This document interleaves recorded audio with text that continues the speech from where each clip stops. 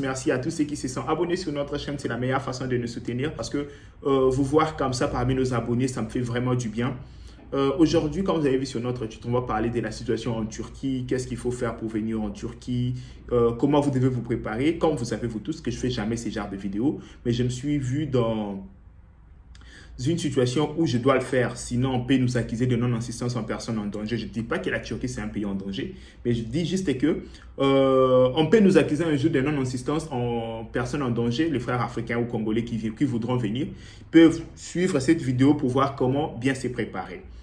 La Turquie c'est un beau pays pour commencer, c'est un beau pays comme tout le pays d'Europe. Il y a la mer, il y a l'organisation, il y a les infrastructures pour rivaliser avec tous les pays d'Europe. J'ai déjà été dans quelques pays, je sais de quoi je parle.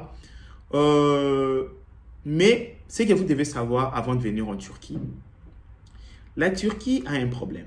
C'est un problème d'inflation. Donc, quelques années avant, on changeait 1 euro pour 2 livres turcs. Aujourd'hui, on change 1 euro pour 40 livres turcs. Donc, si vous pouvez calculer, ça nous fait à peu près 1000% d'inflation.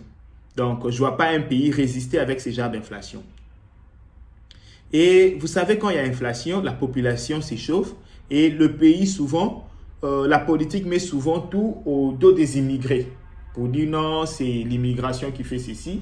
Et qu'est-ce qui se passe? La Turquie a changé ses lois d'immigration. Avant de venir en Turquie, ce que vous devez d'abord savoir et faire très très attention. Si vous voulez venir en Turquie, comme tout jeune Africain qui veut se chercher, voir comment faire pour s'en sortir dans la vie, évitez ce genre de visa. Premier type de visa, c'est visa sportif. Si vous avez un visa sportif, croyez-moi, vous ne pouvez le changer contre aucun. Donc, vous ne pouvez pas avoir le permis de résidence avec votre visa sportif. C'est impossible. Si vous prenez l'autre type de visa, c'est business. Avant, à l'époque, on pouvait changer votre visa de business. Vous pouvez trouver votre permis de résidence si une entreprise acceptait de vous fournir des documents comme partenaire et vous pouvez changer votre visa business. Mais aujourd'hui, déjà trouver les entreprises qui peuvent accepter ça, c'est difficile.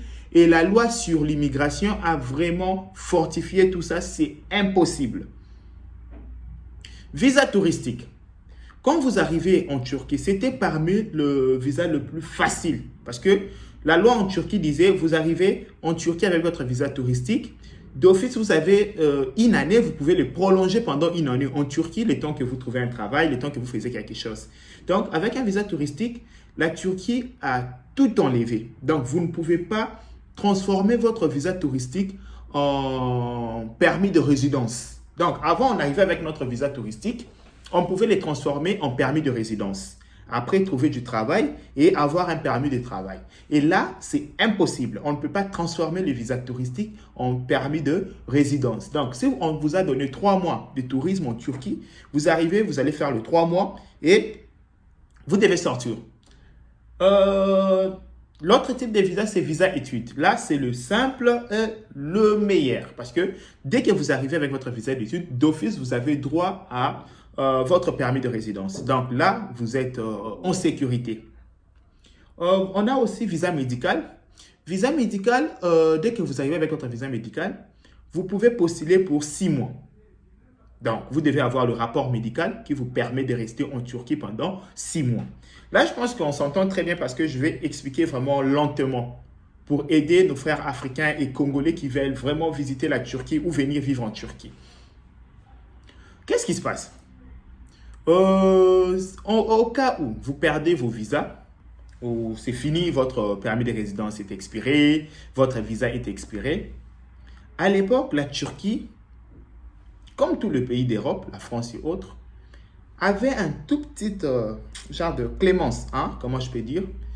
Euh, on vous laissait comme ça. Vous pouvez être là sans papier, circuler librement, faire vos petits mouvements, mais on sait que vous êtes sans papier, vous êtes juste limité par quelque chose. Mais aujourd'hui, chers compatriotes, je vais vous dire que c'est difficile. Parce que la Turquie a sorti ce qu'on appelle en Afrique le moyen pour lutter contre l'immigration illégale. Donc, tous les sans-papiers, ils sont contrôlés, surveillés, expulsés, pas comme possible en Turquie. La Turquie a mis des véhicules en route qui circulent partout.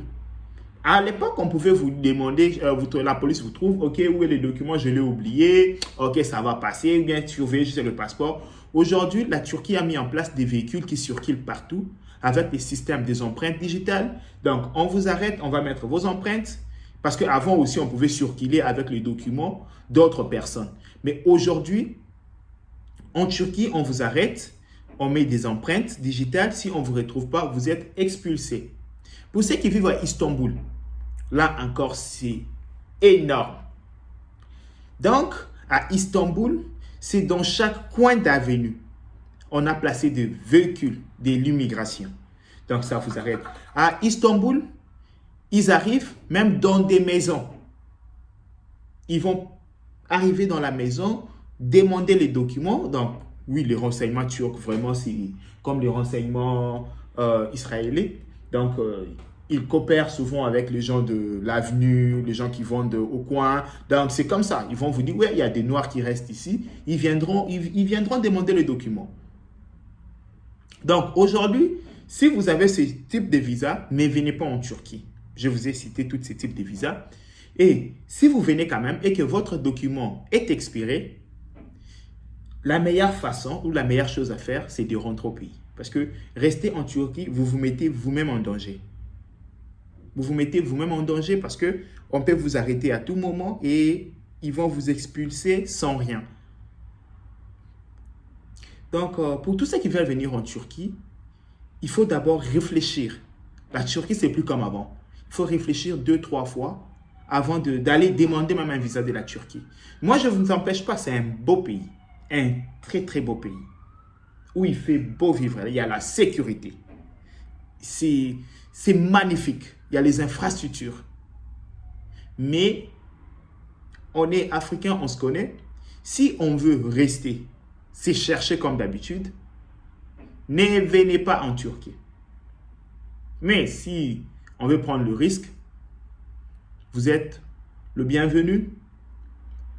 Vous pouvez contacter, il y a des agences qui s'occupent de permis de résidence, dont la mienne. Vous pouvez contacter, on peut vous aider. Donc, c'était ça, ces petits parties où je me suis dit qu'il fallait aider nos frères africains qui voulaient venir en Turquie.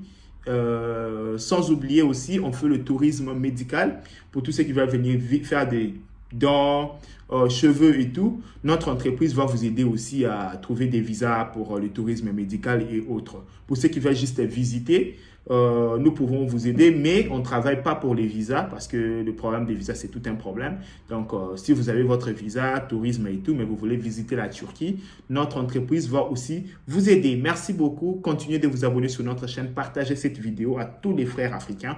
Je pense que ça sera bénéfique pour tout le monde. Merci.